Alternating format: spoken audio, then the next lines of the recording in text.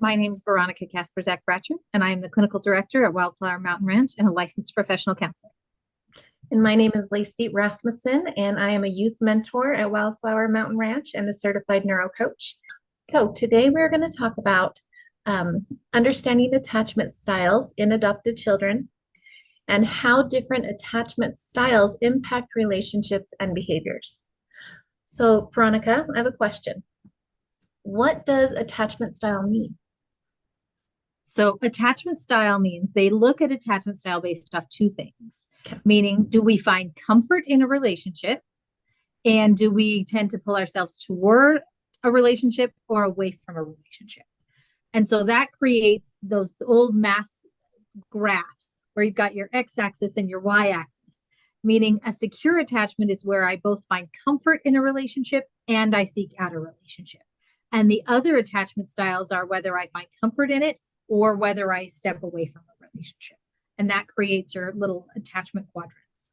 The reason that they matter is because from that element, whether we believe that we want to be in a relationship or that it's safe to be in a relationship. And when I say a relationship, it means, do I want to have continued contact with any other human? It's not about a romantic relationship or a friendship. It includes parents, children, friends, teachers, what have you. Do I want to be in contact with this person? And do I find comfort from being in contact with this person? And depending on those two questions will determine how we behave.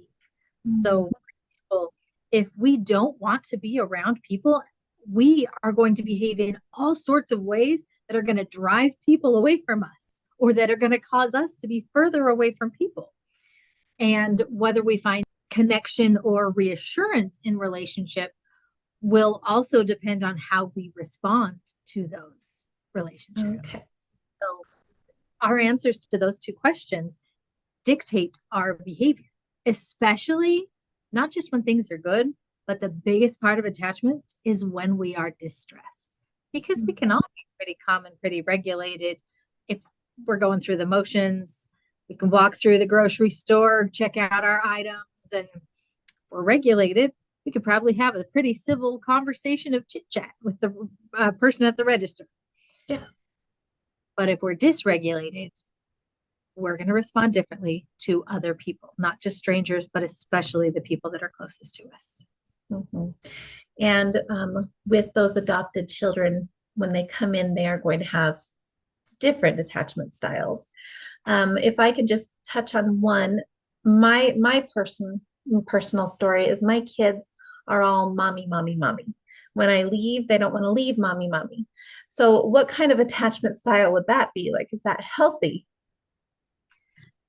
For young children, it's quite common because what that's showing in when we're asking those two questions, it's saying, am I seeking an attachment?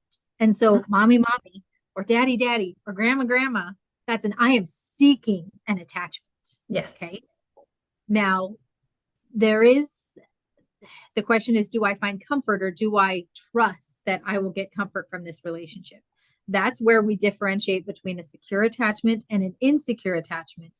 And that insecure or that anxious attachment is, I really want a relationship and I want you to be around, but I'm afraid if I don't see you, you're not here. Mm-hmm. Or I want you to be there and you're not going to respond and meet my needs. Hence the reason we have separation anxiety natural for all infants between 9 months and 12 months of age on average, because at that point, they're just learning object permanence and they're going, wait a second, mommy, I love you very much. And if you're not here, are you sure you're going to come back? Because you just disappear when I don't see you.